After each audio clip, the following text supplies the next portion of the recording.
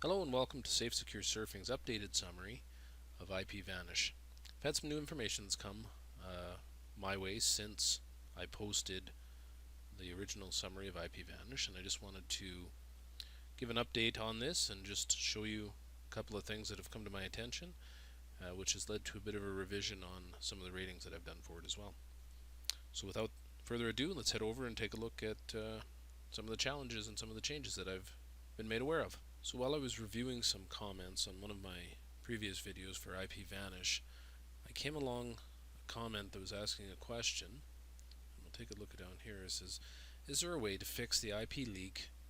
I seem to sign in from Korea, but for some odd reason it keeps showing me from Florida. So in response to this, I took a look at IP Vanish's server in Korea and determined that they were indeed showing that they weren't broadcasting from Korea in all cases. So I went over to iplocation.net and I checked this out. So we'll head over there and we'll see where IP Vanish is broadcasting from when we're signed into the Korean servers. I've come over here to iplocation.net. I have IP Vanish's VPN service turned on and we're using the Korean server. So we're going to take a quick look and see where this is broadcasting from the 5 different websites that iplocation.net uses. So we'll scroll down here for a second. And the first one is looking good. It's showing Republic of Korea, Seoul, South Korea. We go down to the second one here, but it's showing us broadcasting from Florida Winter Park.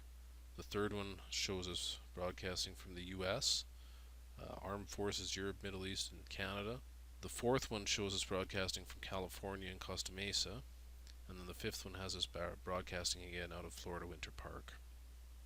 So we're definitely not showing consistency on our IP locations. So we're showing one from Seoul, South Korea, 2 from Florida, 1 from California, and then the third one from the other one from the Armed Forces Europe, Middle East, and Canada, but coming out of the USA, so I assume it's some sort of an armed force network that we're coming off of there. So when I was noticing all of this, I was thinking to myself, I wonder if we've got any DNS leaks that are coming up as well. So I went over to dnsleaktest.net to check this out and see what we had for DNS leaks. So I'll go over there now and we will see how we rate with that. I said previously that I'd come over to dnsleaktest.net. It's actually dnsleaktest.com. So here we are on the opening page, and we're showing that we're broadcasting from Winter Park in the United States. So we're going to see if we actually have any DNS leaks here. So I'll do an extended test on this one. This is one of the 3 websites that I normally use. This one gives us the broadest test, so we'll test 6 different times and we'll see how many servers end up being broadcast. So I'll do the test and I'll be back shortly and we'll go over the results then. Okay, so we finished up our test here at dnsleaktest.com. Once again, we're showing broadcasting from the United States, and on the previous page we're showing Winter Park in Florida. So we've done 6 rounds on here and we're only showing 1 server to be found. So even though the IP location isn't consistent, we're not having a DNS leak at all, which is a good thing. So when I found all this information out, I sent an email off to IP Vanish's customer support team. Just basically asked them the question. I've been noticing that I was using your Korean servers and they were providing different IP locations. So they got back to me and they said they offered a couple of different solutions. They said kind of the first one was just try using a different server from a different location. So kind of a simple solution there. They also had suggested that there isn't a lot that they can do in the short term due to this. They had to say that in their email, they said, since there's no one authoritative source for the geographic location of IP addresses, websites use third-party geolocation vendors. We work with them all to make sure that our server locations are kept up to date, but these databases sometimes take several weeks to update and for the updates to be reflected in production after we submit corrections. Please keep us posted anytime you find out-of-date geographic information for our servers. So they said they're aware of this problem, but they're limited on what they can actually offer to change and to do this. So they said a lot of it's just a short-term problem.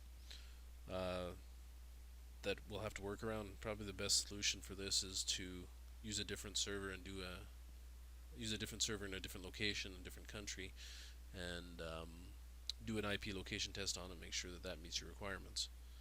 So for me, it's more about protecting where I'm broadcasting from. I don't have a specific location where I need to be broadcasting from, but under certain circumstances you may need to be broadcasting for Korea in this example.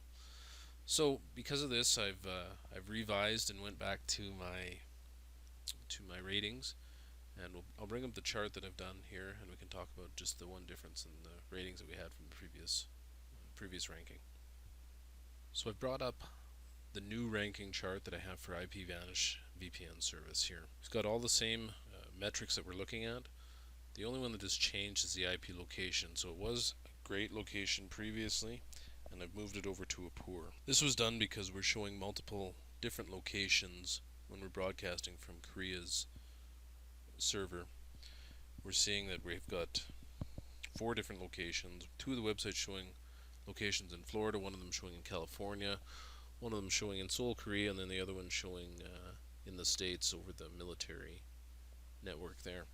So we're seeing quite a bit of variance there.